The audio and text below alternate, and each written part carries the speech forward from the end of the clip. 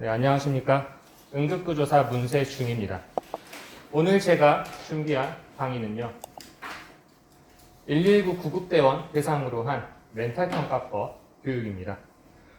119에서 가장 많이 사용하는 멘탈평가법이 혹시 무엇일까요? 네, AVPU, GCS. 네, 또 다른 의견 없으신가요? 네, 아마 119에서 통상적으로 가장 많이 사용하는 게 바로 이 AVPU일 겁니다. AVPU.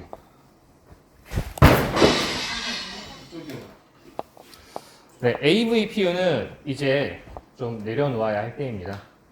AVPU는 매우 간단하고 쉬운 멘탈 평가법입니다. 하지만 보다 세부적이고 정확한 평가는 좀 어렵다는 단점이 있죠. 그래서 AVPU는 2급 응급구조사 영역으로 좀 내려놓고 적어도 1급이나 간호사 선생님들께서는 병원에서 주로 사용하는 Alert, Drowsy, Stupor, Semi-Coma, Coma 이 멘탈 5단계 평가법을 사용할 것을 권유드리는 바입니다. 일단 119는 현장에서 환자를 처치하고 환자를 어디로 데려가죠? 병원. 그렇죠. 병원으로 데려가기 때문에 119는 병원 의료진들과의 소통이 필연적입니다. 그러면 병원에서 사용하는 멘탈 평가법이 무엇인지 알아둘 필요가 있겠죠. 그리고 두 번째로 우리가 멘탈 체인지나 외상 환자 이런 환자들이 있어서 GCS 몇 점 이하는 인투베이션을 고려해야 한다라고 되어 있습니다. 그게 몇 점이었죠? 네, 맞습니다. 8점입니다. 그런데 GCS 8점은 사실상 멘탈 스튜퍼에 해당합니다. 스튜퍼 이하에 해당한다고 볼 수 있죠. 그렇다는 건 우리는 현장에서 환자를 만나면서 환자의 멘탈이 스튜퍼 이하라고 한다면 이 환자는 인투베이션이 필요할 것이다 고려를 할 것이고 인투베이션을 했으면 그걸로 끝나는 게 아니죠. 뭐가 필요할까요? 환기. 그렇죠. 환기를 할 수 있는 벤틸레이터가 필요합니다. 언제까지 사람이 손으로 계속 짜고 있을 수는 없거든요. 손틸레이션은 어렵습니다. 그래서 벤틸레이터까지 보유가 확보가 된 병원을 섭외해야겠죠. 이러한 모든 것들을 다 고려해야 하기 때문에 이 멘탈 5단계 평가법을 사용하는 것을 제가 권유드리는 거고요. 그렇다면 통상적으로 119에서 사용하셨던 이 AVPU와 멘탈 5단계 평가법이 각각 어떻게 연관되는지 제가 표를 그려와 봤는데요. 얼럿은 똑같이 얼럿에 해당하고요. 버발은 드라우지, 그리고 페인풀 리스폰스는 일단 두 가지로 나뉩니다. 스튜퍼와 세미코마. 그리고 여기서 스튜퍼는 GCS 모터 그레이드가 로컬라이징 페인 위드 드로우, 세미코마는 플렉서 익스텐서. 그러니까 페인풀 리스폰스는 총 4가지의 모토 양상으로 나뉜다고 볼 수 있는 거죠. 그리고 밑에가 왜 잘리네요. unresponsible은 코마에 해당하고요. 이렇게 표만 보면은 아마 감이 잘 안 오실 겁니다. 좀 덥네요. 그래서 제가 하나하나 낱낱이 파헤쳐 드릴 거고요. 일단 그 전에 이미 다 알고 계시겠지만 GCS를 한 번 더 상기하고 가보자고요. 그 중에 모터 그레이드만 볼 겁니다. 총 6점 만점의 모터 리스폰스를 볼 거고 첫 번째로 오베이 커맨드입니다.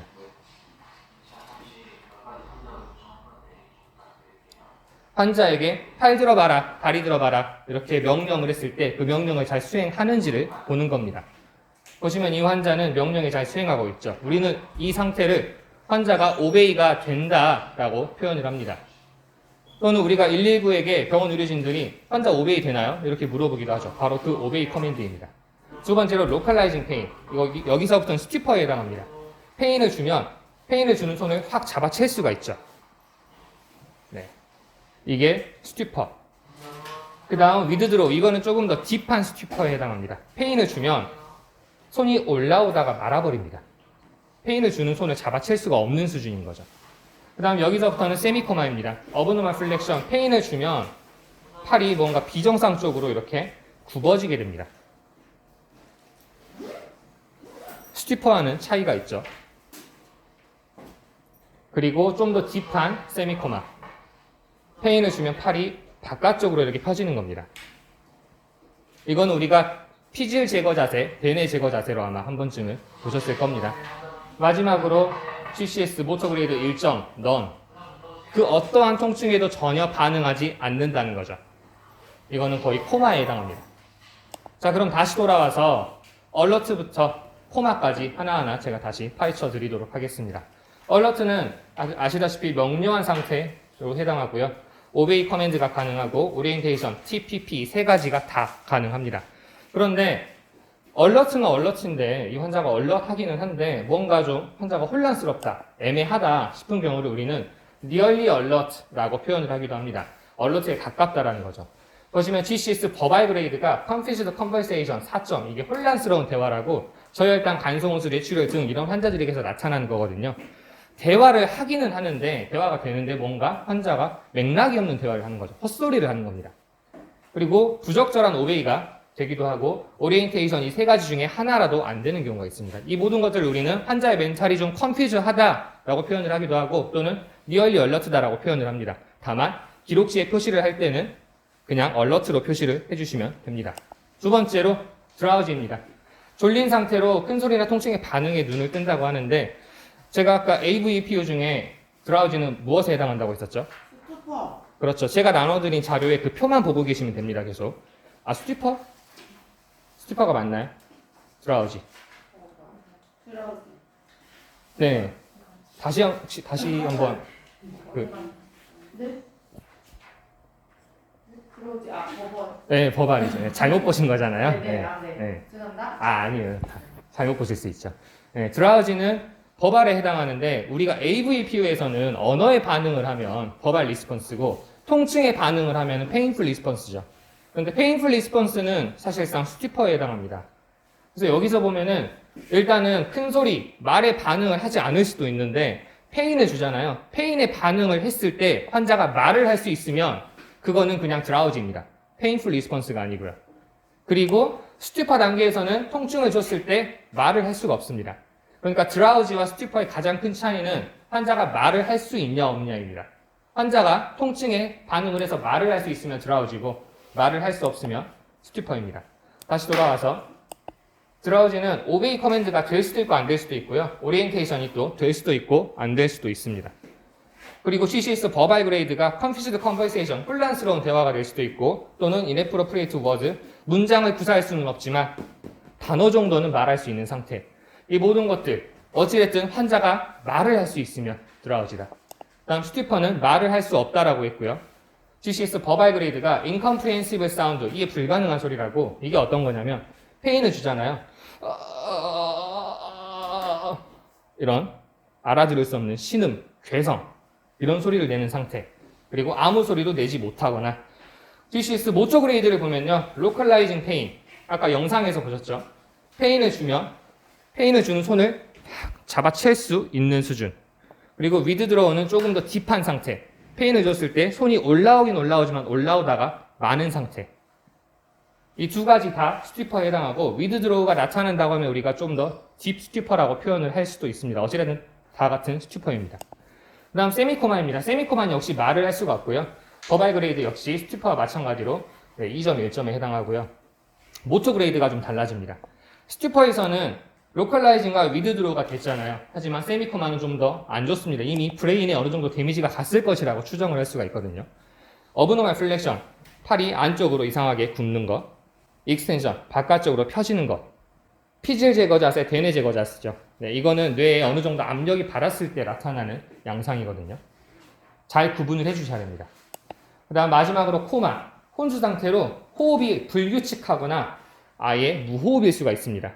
이 부분을 명심하셔야 됩니다. 불규칙한 호흡이나 또는 무호흡. 이런 경우에는 인공호흡이 반드시 필요하겠죠. 그리고 버발 그레이드, 모터 그레이드는 다 1점으로 아무것도 없고요.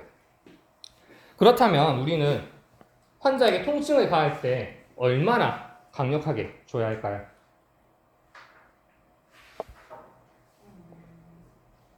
뭔가 말로 하기 애매하죠. 그래서 제가 실험을 해봤는데요. 스터넘을 우리 많이 문지르잖아요. 실제 제가 환자한테 스터넘을 문지르는 정도로 있는 힘껏 체중계를 눌러봤더니 한 14kg 정도 나옵니다. 근데 이 킬로그램이 중요한 게 아니라 진짜 내가 낼 수 있는 힘, 심지어는 체중까지 실어서 최대한 환자를 괴롭혀야 되는 거거든요. 예를 한번 들어보겠습니다. A라는 환자가 멘탈 평가를 했을 때 코마가 나왔습니다. 통증에 아무런 반응이 안 했다는 거죠. 그런데 B라는 사람이 멘탈 평가를 했을 때는 페인을 주니까 손을 쳐낼 수가 있었어요, 환자가. 이거는 스티퍼에 해당하죠. A가 했을 때는 코마고 B가 했을 때는 스티퍼다. 이거 좀 이상하잖아요. 이 경우는 우리가 의학적으로 생각을 해봤을 때 찐 코마인 환자가 아무런 수술적이나 약물적 처치도 없이 멘탈이 스티퍼로 올라온다는 것은 사실상 불가능합니다. 그러니까 이 경우는 A라는 사람이 멘탈 평가를 할 때 통증을 얼마나 강력하게 어떤 형태로 줘야 되는지 잘 알지 못했다는 거죠. 그렇다고 A라는 사람을 무시하고자 하는 말이 아닙니다. 저라고 처음부터 멘탈 평가를 잘 했겠습니까? 응급실 중환자실 간호사들이나 제 선배들이나 응급의학과나 신경과 의사들, 이런 사람들이 멘탈 평가를 할 때 환자를 얼마나 오랜 시간 통증을 주고 어떤 형태로 통증을 주고 어떻게 고문을 하는지 저는 다 보고 배웠거든요. 그렇게 제가 느낀 바로는 멘탈 평가는 고문입니다. 환자를 얼마나 잘 고문하느냐에 따라서 멘탈이 달라지는 겁니다. 그래서 스터넘을 문지르는 거는 다들 아실 테고, 두 번째로 통증을 주는 방법이 승모근을 꼬집는 방법이 있습니다. 이것도 정말 아프거든요. 잠깐 꼬집지 마시고요. 적어도 통증을 줄 때는 10초 이상은 줘봐야 됩니다. 환자가 반응이 없을 때는 10초 이상 계속 최대한 있는 힘껏. 그러면서 환자를 불러보는 거죠. 환자분, 눈 떠봐. 이름 말해봐. 이름 말할 때까지 계속 할 거예요. 이름 말하라고. 이렇게 괴롭히는 겁니다. 그리고 손가락이나 발가락을 특히 네일패드에다가 펜으로 지그시 막 누르는 거거든요. 이것도 10초 이상은 막 누르다 보면은 환자의 멘탈이 좀 보입니다. 손이나 발이 까딱할 수도 있고 또는 플렉션이나 익스텐션이 보일 수도 있습니다. 이렇게 환자의 멘탈을 평가하는 것은 뭐라고요? 멘탈 평가는 곧 고문이다. 네, 명심하셔야 됩니다. 자, 제가 여기까지 설명을 다 마쳤고 마지막으로 문제 몇 가지 준비를 했습니다. 이것만 보고 끝내도록 하겠습니다. 첫 번째 문제, 환자는 눈을 감고 있으며 큰 소리로 불러도 반응이 없습니다. 말에 반응을 하지 않네요. 얼러트는 아니고 흉골에 강한 통증을 가했더니 눈을 감은 채로 괴성을 냈고 통증 자극을 가하는 처치자의 손을 팍 뿌리쳤다라고 합니다. 이 환자의 멘탈은 무엇일까요? 네, 스튜퍼. 또 다른 의견이 있을까요? 네, 한번 보겠습니다. 통증을 가했는데 괴성을 냈다. 환자가 말을 할 수 있나요?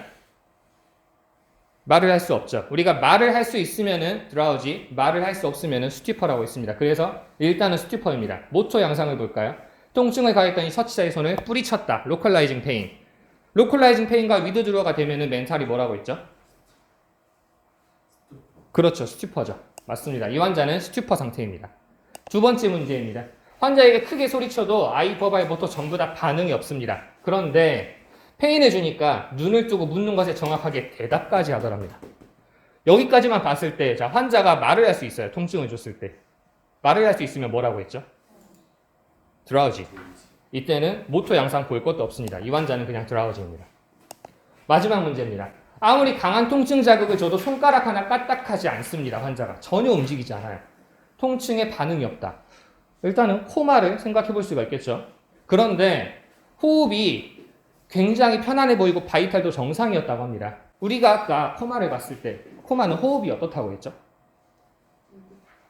불규칙하거나 무호흡이다. 그런데 지금 이 환자의 호흡은 정상이죠. 아니, 통증에는 반응하지 않는데 숨은 잘 쉬고 있어요. 도대체 이 환자의 멘탈은 정말로 코마일까요? 이때는요, 보통 우리 NP 환자들이 종종 코마를 거짓으로 연기하는 경우가 있습니다. 그 아무리 다양한 형태로 강력한 통증을 줘도 그거를 기꺼이 다 참아냅니다. 도저히 이해할 수가 없어요. 너무나 신기하고 경이롭고, 네, 그거를 다 참아냅니다. 그럼 이런 환자가 진짜 코마인지 아닌지 우리가 어떻게 판별을 할까요? 단순히 호흡이 정상이라고 해서 코마가 아니다, 괜찮다라고 생각할 게 아니라 어떻게 판별을 할 수 있을까요? 네, 여러 가지 방법이 있습니다만 가장 간단한 방법이 드랍암 테스트라고 해서 환자의 팔을 환자의 눈에다가 떨어뜨리는 겁니다. 이 NP 환자들이요, 그 다양한 형태의 통증을 다 참으면서도 안구에 가해지는 통증은 참지 못하나 봐요. 그래서 처음 몇 번은 참아냅니다. 계속 떨어뜨리잖아요. 한 번, 두 번, 세 번, 네 번, 다섯 번 하다 보면은 갑자기 어느 순간 팔이 슥 하고 피해집니다. 아, 너 지금 뻥치는 거구나. 단번에 알아차릴 수 있죠. 그럴 때는 환자에게, 환자분, 눈 떠봐요. 방금 피하는 거 다 봤어. 괜찮으니까 눈 떠봐요. 눈 떠봐 하면은 마지못해 이제서야 정신을 차린 척 눈을 뜨는 경우도 있습니다. 네. 여기까지 제가 환자에게 어떻게 멘탈 평가를 하고 AV, PU에 각각 이 멘탈 오단계 평가법이 어떻게 해당하는지, 멘탈 평가는 고문이라는 것, 거짓 포만을 어떻게 감별해내는지 다 설명을 드렸고, 여기까지 제 강의는 끝이 났습니다. 혹시 질문 있으실까요?